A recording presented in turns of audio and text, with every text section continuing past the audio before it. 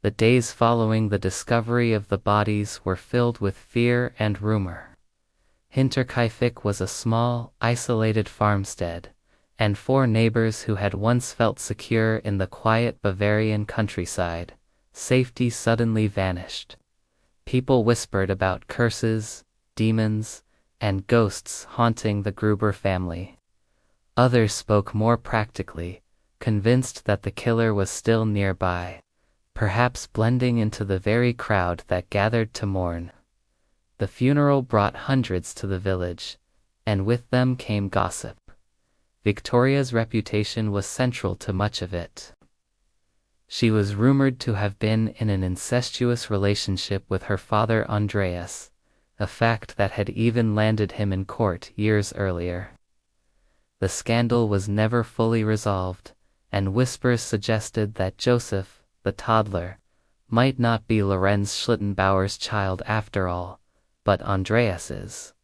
This rumor darkened the tragedy further, giving the murders an edge of twisted family shame that outsiders found both shocking and believable. Police clung to the possibility that Lorenz had committed the crime. His previous relationship with Victoria, his disputed paternity of Joseph, and his strange composure during the discovery all made him the prime suspect in public eyes. But every time investigators tried to build a case, it fell apart. No weapon was found on his property. No witnesses placed him at the scene during the murders. Even though many villagers remained convinced of his guilt, legally, there was nothing to hold him on. Other suspects came and went. A group of former farmhands who had left the Gruber household angrily were questioned. Perhaps one had returned for revenge. A traveling salesman was briefly suspected after being seen in nearby towns. Even distant relatives were interrogated. The police records ballooned with names, until the list of suspects numbered over 100. But despite the effort, the trail led nowhere. The most haunting theory was that the killer had lived in the attic before the murders. Several villagers recalled Andreas complaining in the weeks prior that he heard footsteps above the ceiling. He also found a newspaper from Munich in the house, one no one in the family admitted buying. When he spoke about these things, most dismissed him as paranoid. After the massacre, those details gained terrifying weight. If true, the murderer had been watching them for days, listening to their conversations, waiting for the perfect moment to strike. This possibility sent chills through the village. It meant the killer had not only destroyed the family, but had intruded into their most private moments, sitting above them in silence. The thought was unbearable, and yet it fit the facts too well to be ignored. But just as quickly as the murders shocked Bavaria, they began to fade into unsolved mystery. Investigators exhausted their leads. Witnesses contradicted one another. With no physical evidence and only speculation, the case grew colder with each passing month. The killer had taken 6 lives and walked away unseen, leaving behind nothing but fear and questions. As months turned into years, the investigation into Hinterkaifeck dragged on without resolution. Yet the story never stopped haunting those who lived nearby. Every creak in the farmhouse, every shadow on the road at night, became a reminder that the murderer had never been caught. The Gruber farm itself added to the unease. After the murders, it stood empty, a grim monument to the crime. Neighbors reported strange noises, as if someone still walked its halls. Some claimed to see flickering lights inside, long after the bodies had been buried. The farm, once alive with work and routine, became a place of dread. Eventually, the property was torn down, but before that, people entered the house out of morbid curiosity, hoping to glimpse the scene where such horrors unfolded. The barn where the bodies were found felt particularly heavy, as though the violence lingered in the air. For locals, it was impossible to forget that someone had lived in those walls, watched the family, and then slaughtered them with a pickaxe. Theories multiplied as the years passed. Some were rational, others bizarre. One popular idea was that Lorenz Schlittenbauer truly was the killer, motivated by anger over Joseph's paternity. Supporters of this theory pointed to his suspicious behavior and his intimate knowledge of the farm. But his defenders argued that if he had committed the murders, why would he call for others to help search the property? Why would he risk exposing himself? Another theory centered on robbery gone wrong. Yet nothing of value was missing, and the killer's decision to remain in the house contradicted such a motive. Robbers rarely linger. They take what they want and escape. Whoever stayed at Hinterkaifeck acted like someone with purpose, someone comfortable enough to make meals and tend animals. Some investigators suggested the killer could have been a family member, perhaps a relative with a grudge. Yet no evidence tied anyone from the extended family to the crime. The possibility of a traveling stranger was also floated, but the calculated nature of the killings and the familiarity with the farm made that unlikely. The attic theory remained the most chilling. If the killer had lived above the family unseen, it explained much. The missing keys, the newspaper from Munich, the footsteps Andreas heard. It meant the murders were not sudden but carefully prepared, carried out after days of watching. The thought that someone could lurk so close, unseen and patient, gave the crime an almost supernatural edge, though in reality it was simply human cruelty in its darkest form. Despite endless speculation, no arrest was ever made. More than 100 suspects were considered, interrogated, and dismissed. The case became one of Germany's most infamous unsolved mysteries. Families in Bavaria locked their doors more tightly, and children grew up hearing warnings about Hinterkaifeck. The crime was no longer just a tragedy, but a legend. Even now, the murders remain unsolved. Each theory offers a possible answer, but none can be proven. The truth is locked away with the dead, buried in silence on that lonely farmstead. As decades passed, Hinterkaifeck did not fade into obscurity. Instead, it became one of the most studied cases in German criminal history. Generations of detectives, journalists, and amateur investigators returned again and again to the mystery, searching for answers in the silence left behind. But every search uncovered only more questions. Forensic science advanced, and with it came hope that modern techniques could solve what 1920s investigators could not. In 2007, German police reopened the files and re-examined the evidence with contemporary methods. They identified a prime suspect, someone they believed could have been the murderer, but the name was never made public, and because the suspect was long dead, no trial was possible.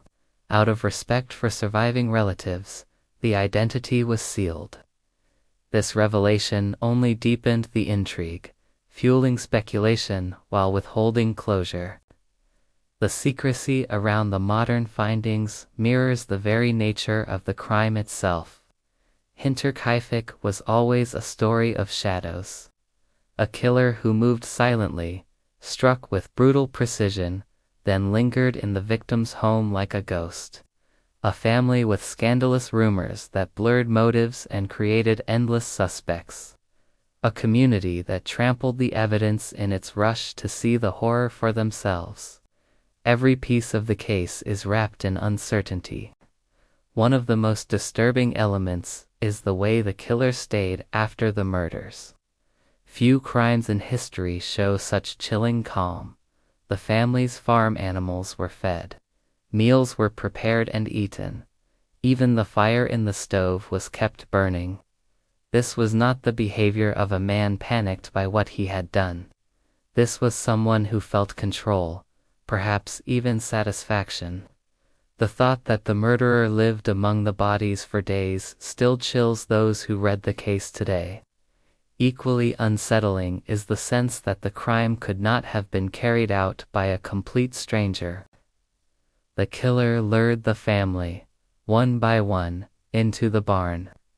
This required knowledge of their habits, their trust, and their vulnerabilities. Then, after the slaughter, he moved freely through their home, tending to tasks as if he belonged there. A drifter passing through could not have achieved this. It suggests familiarity, and if the killer was indeed someone they knew, then the betrayal runs even deeper. Theories endure because each holds fragments of truth. Lorenz Schlittenbauer remains a strong candidate in many eyes, especially because of his intimate connection to Victoria and Joseph. But defenders argue that he was scapegoated by villagers eager to pin the horror on someone close at hand. Others insist the attic theory explains everything: the noises Andreas reported, the misplaced newspaper, the missing keys. If correct, it means the family was watched for days by the very man who would destroy them, a predator waiting in silence. Whatever the truth, the failure to solve the case leaves a haunting legacy. The Grubers were buried together, but not even death brought them peace. Their story has been retold countless times in books, documentaries, and theories that try to give meaning to the senseless. Yet every telling comes back to the same conclusion: 6 lives were taken, and the killer disappeared into history, unnamed and unpunished. For those who study the case, the lesson is not only about murder, but about memory. Hinterkaifeck reveals how communities deal with horror. The villagers responded with suspicion, gossip, and fear. Police struggled with limited tools and mistakes that destroyed evidence. Later generations tried to impose reason on a crime that may never yield it. In the end, all that remains is the enduring question: who walked into that farmhouse, killed 6 people, then calmly lived among their corpses before walking away forever? The mystery of Hinterkaifeck has survived because it strikes at something primal. It is not just about murder, but about invasion, betrayal, and the fear that evil can hide in plain sight. It is about the footsteps Andreas heard above him at night, dismissed until it was too late. It is about the trust that led each family member into the barn, unaware they were walking to their deaths. It is about the eerie calm of a killer who could milk cows and feed pigs with blood still drying on his hands. Nearly a century later, the farm is gone, torn down to erase its darkness. But the fields remain quiet and unassuming. Travelers pass by, often unaware of the history buried in that soil. Yet for those who know, Hinterkaifeck is never just farmland. It is a reminder of 6 lives cut short and a murderer who walked free. Perhaps the final horror of Hinterkaifeck is not the brutality of the act, but the silence that followed. 6 coffins carried into the ground, more than 100 suspects interrogated, endless theories debated, and still no justice. The killer blended into the world, nameless, faceless, forgotten by law but never by history. And so the story endures. Hinterkaifeck remains unsolved, an echo from 1922 that still chills us today. In the end, the Grubers' tragedy is not just a crime story. It is a reminder that sometimes evil cannot be explained, and sometimes the truth slips away, leaving only shadows where answers should be. "Did you hear that?" little Chesalia whispered to her mother Victoria, clutching her blanket. "The footsteps. There on the roof again, Victoria froze. She pulled back the curtain and stared into the darkness outside, nothing but a blanket of snow and the tall, silent woods. She forced a smile for her daughter. It's only the wind. Go to sleep, my love. But Victoria knew it wasn't the wind. Her heart was racing. The sound had been real. Someone was walking above them. It was March 1922, a bitterly cold month in Bavaria, Germany. Hinterkaifeck wasn't even a real village, just the name of an isolated farmstead, an hour's walk from the nearest town of Gribben. To this day, the events of that place remain one of the most disturbing unsolved crimes in European history. The Gruber family lived there.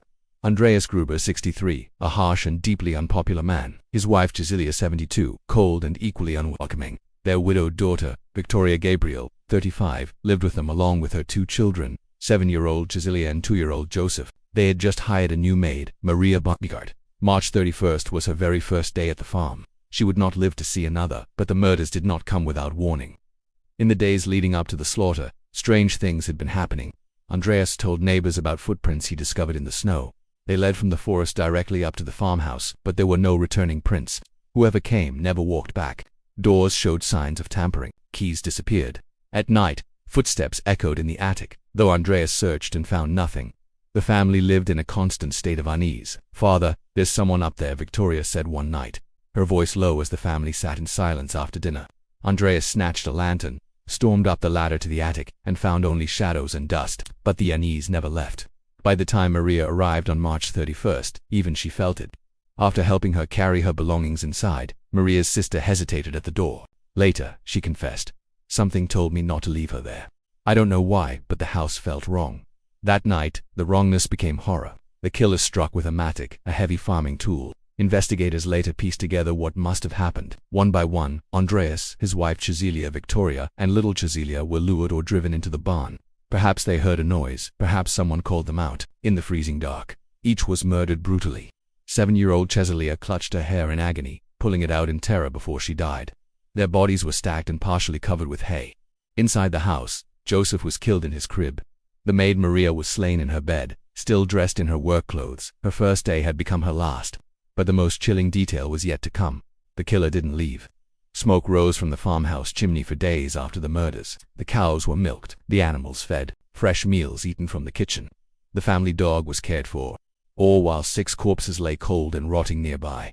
Neighbors knocked on the door, but no one answered. Concern grew. Finally, several men from the village forced their way inside. The sight that greeted them was beyond comprehension.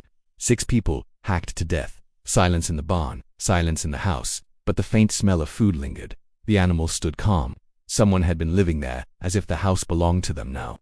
Who could kill, and then stay? That question haunts Hinterkaifeck to this very day. Some said it was a stranger from the forest, a vagrant who found the farm too tempting. Others believed it was someone closer, someone who knew the house and the family all too well. And some whispered something even darker, that the killer had already been inside long before that night. The woods stood silent outside, but the farmhouse seemed alive with secrets. And the footsteps on the roof. Perhaps they had never stopped. Andreas Gruber pushed open the heavy wooden door to the attic, the hinges groaning as though the house itself wanted to warn him away. He carried a lantern, its dim flame casting nervous shadows on the slanted walls. For weeks he had heard the soft shuffle of feet above, the scrape of something being dragged, and once, even a muffled cough. But each time he searched, he found nothing. "Victoria," he called down the stairs, his voice firm but uneasy. "There is no one here, only rats." From the kitchen below, Victoria Gabriel, his daughter, answered sharply, "Rats do not move furniture, father." Andreas tightened his grip on the lantern. He did not want to admit she was right. Earlier that week, the family had discovered footprints in the snow. They led from the woods straight to their isolated farmstead, Hinterkaifeck, but curiously, none led away. The discovery had left the family uneasy, whispering about intruders or worse. That night, as the lantern flickered in the attic, Andreas swore he heard something again, a breath, a faint shift of weight on the wooden planks. His heart quickened. "Show yourself," he barked, trying to drown his fear with anger. Silence answered. But when he turned to leave, he noticed something odd. A small patch of hay on the floor, disturbed, almost as though someone had been lying there. He crouched down, running his hand over the flattened straw. It was warm, recently used. Later that evening, the family sat together in the kitchen. The fire cracked, the storm outside whistling against the shutters. The atmosphere was heavy with dread. Andreas cleared his throat. "Someone is in this house. I can feel it." His wife Cecilia crossed herself nervously. "We should go to the police." "No," Andreas muttered, slamming his hand on the table. "We are not children. If someone dares to stay here, I will deal with them myself." 6-year-old little Cecilia, the youngest, looked up with wide eyes. "Papa, will they hurt us?" Her words silenced the room. Victoria pulled her daughter close, forcing a smile she did not feel. "No, darling. No one will hurt us," but in her own heart, Victoria was not sure. That night, sleep refused to come. Victoria awoke to the sound of soft humming. She froze. It was not coming from her own room. It was faint but clear, echoing from the attic above her. A low, tuneless hum, like someone rocking themselves in the dark. She sat up in bed, clutching the blanket. "Father," she whispered into the night, though he could not hear her. The sound continued for several minutes before fading into silence. The next morning, when Victoria entered the barn, she found tools misplaced. The scythe leaned awkwardly against the wall, the hammer gone. She asked her father about it, but he denied moving anything. By now, paranoia began to twist every corner of Hinterkaifeck. The family dog barked at nothing. Doors creaked open without a touch. Food disappeared from the pantry. The farm was no longer a home. It was a trap. 2 days later, a neighbor named Lorenz Schlittenbauer stopped by. He was a stout man, with sharp eyes that seemed to take in everything. He noticed the strained faces, the sleepless looks. "You all look like ghosts," Lorenz said, half joking. "What troubles you?" Andreas recounted the footprints, the noises, the attic straw. Lorenz listened carefully, his brow furrowing. "You should leave this place," Lorenz advised. "Something is not right here. This farm is cursed." Andreas scoffed, though his hands trembled slightly. "I will not abandon my land to shadows." Lorenz studied him for a long moment before replying. "Then be careful, Gruber. Evil often hides where we least expect it." That evening, as the sun set behind the Bavarian woods, Victoria caught her father staring at the attic ceiling again, his jaw tight. She walked up to him quietly. "Father," she said softly, "what if it's not a man? What if it's something else?" Andreas turned to her, his eyes hard. "If it bleeds, it's a man. And if it's a man, I will kill him." But even as he said the words, the lantern in his hand flickered violently, as if a breath of air had blown through the closed house. Neither of them spoke. For in that moment, they both knew the truth.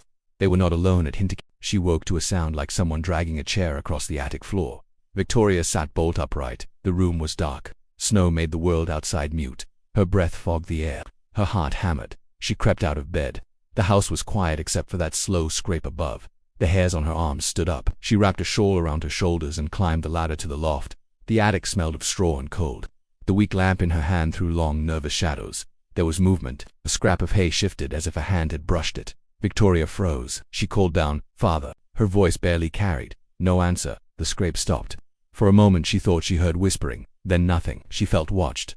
She went back to bed and pretended to sleep. The noise returned in fits and starts. It sounded like someone arranging straw for a bed. It sounded like breathing where no one should breathe. She closed her eyes and counted the minutes until dawn. When morning came, the dog whined at the door. The weather was gray. Neighbors walked past without looking at the house. Rumors ran ahead of them like dogs. The missing keys, the footprints in the snow, the attic footsteps. People crossed themselves at the sight of the farm. That day, Victoria found a small newspaper in the kitchen. It was from Munich, clean and folded. No one in the family read that paper. She tucked it under a plate and left for the barn. The cows needed milking. The rhythmic work calmed her. The shed smelled of hay and manure. Life went on in the small tasks. Yet every time she bent to milk, she felt a pair of eyes at her back. Lorenz stopped by again that afternoon. He watched Victoria from the yard.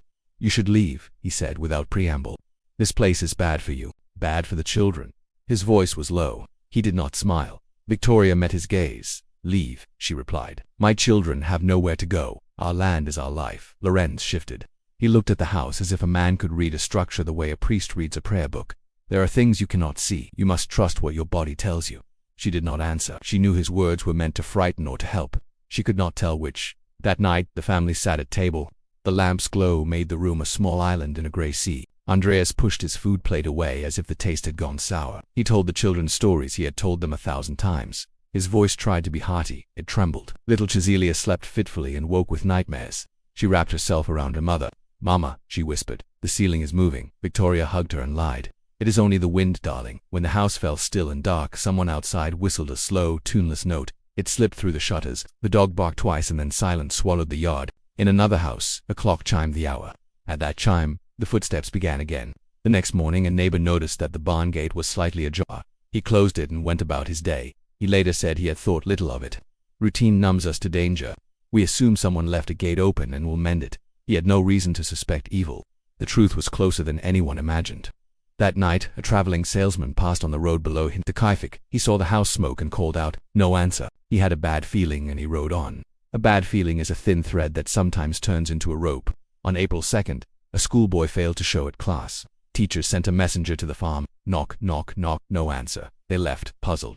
The next day the dog roamed the fields and would not stop. It slipped through a hedge and ran to a group of men. It whined and pressed itself against them as if begging them to follow. The men went and entered the barn. They found bodies covered with hay. For a moment no one in that group could speak. Cold rose into the air like a living thing. They ran into the house. The cries they made echoed through the trees. People gathered. Mothers fainted. Men swore they would catch the killer.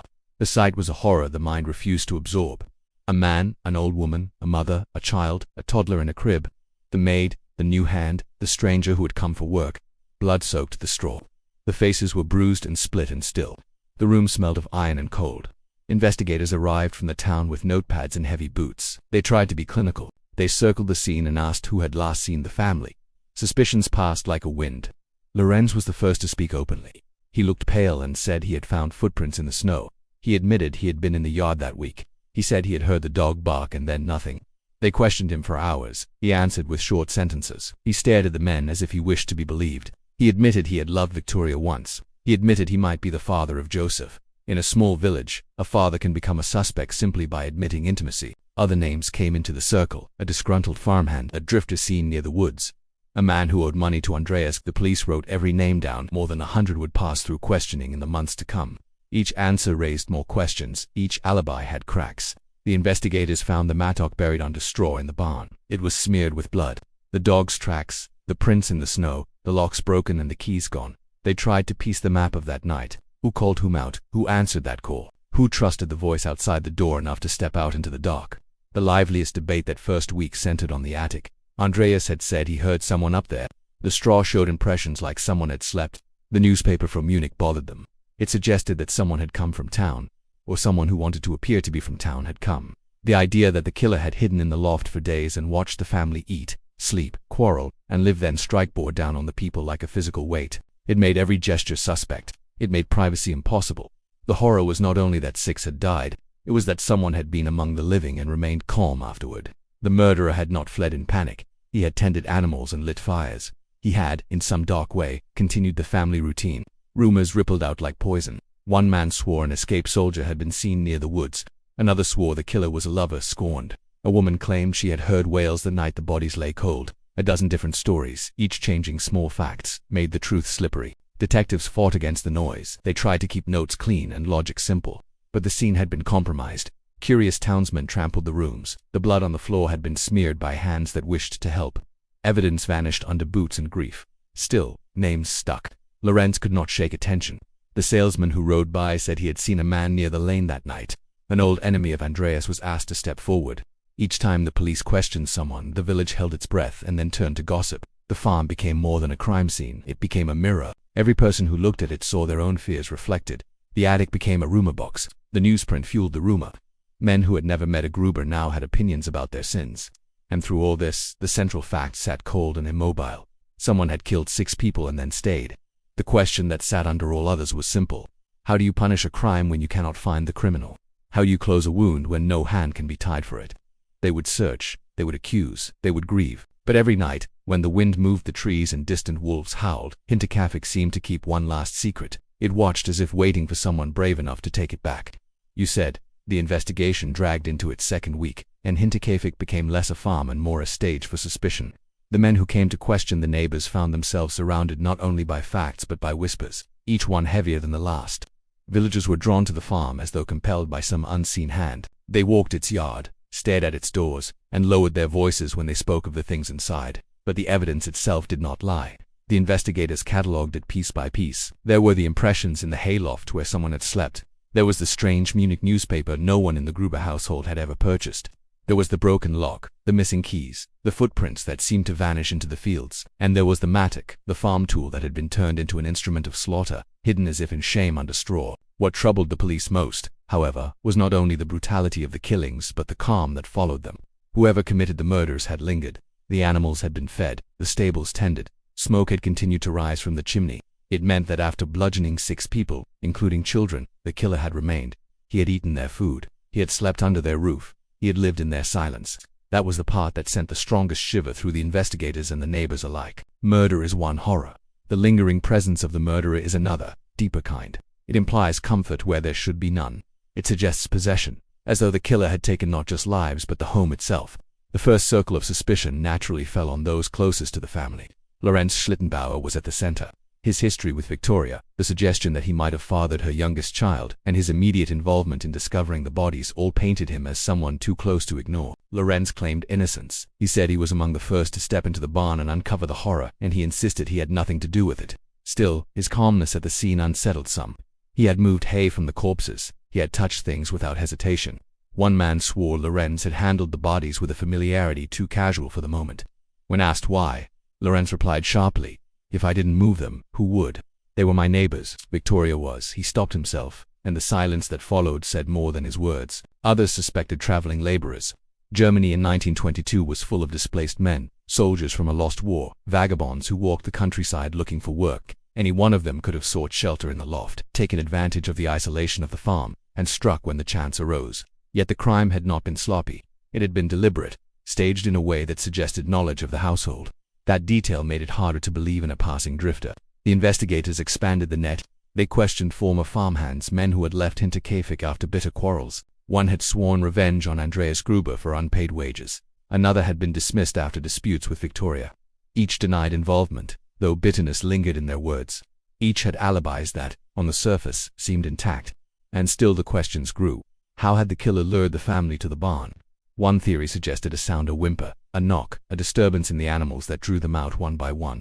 Each victim may have followed the last, never realizing they were stepping into a trap. The order of death became a puzzle. Who died first?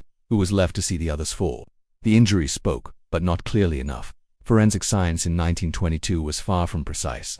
The doctors examined the wounds and concluded they were caused by the mattock, swung with violent force. Some faces were disfigured beyond recognition.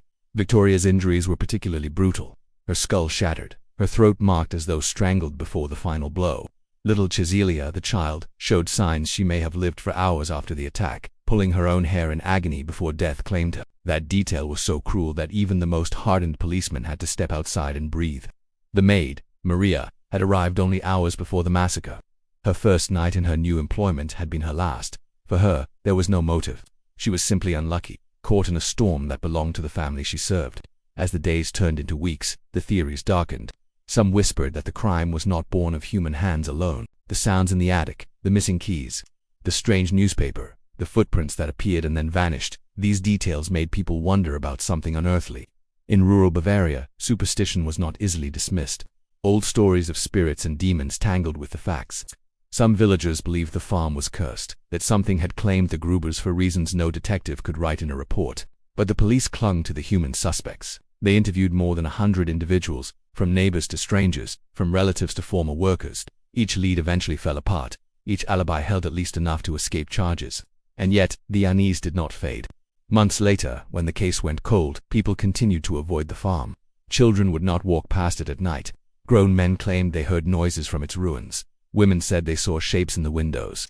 The land seemed to reject life. Even after the farm buildings were demolished years later, visitors reported feelings of dread when they walked across the site. The mystery of Hinterkaifeck did not end with the case files. It only grew larger. Historians, criminologists, and paranormal enthusiasts would revisit it for decades. They found themselves circling the same strange evidence. Why did the killer stay? Why were the animals fed, the chimney smoking, the household maintained for days after the murders? Who had keys to the house? Why did Andreas Gruber report hearing footsteps above him and then dismiss it? And perhaps most haunting of all, why, after more than 100 suspects, did no one ever face trial? Some claimed the killer was among those interviewed, protected by silence, luck, or lack of proof. Others believed the murderer was a stranger who slipped away, never to be seen again.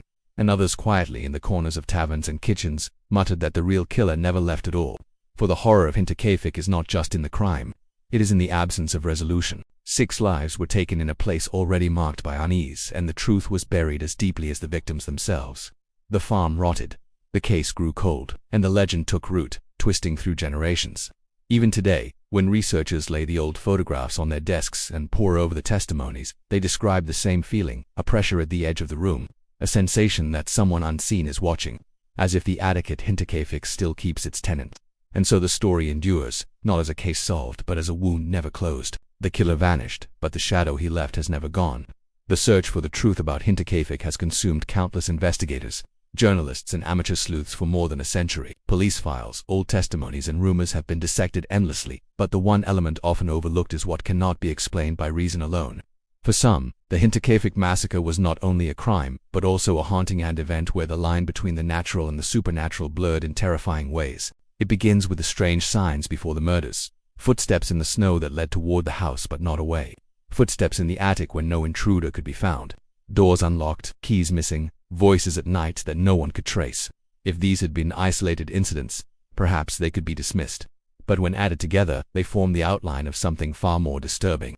Neighbors would later claim that in the weeks before the murders, they saw flickering lights in the attic window, even when the family swore no one was up there. Children claimed they saw a shadowy man standing at the edge of the woods, watching the house, but whenever adults went to check, there was nothing. Victoria herself told friends that she felt as though something dark was closing in on them.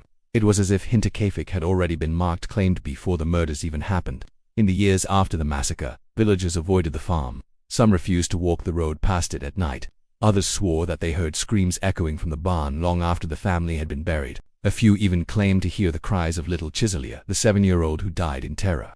Hunters reported seeing a man-shaped figure moving between the trees near the property, though no one ever dared follow.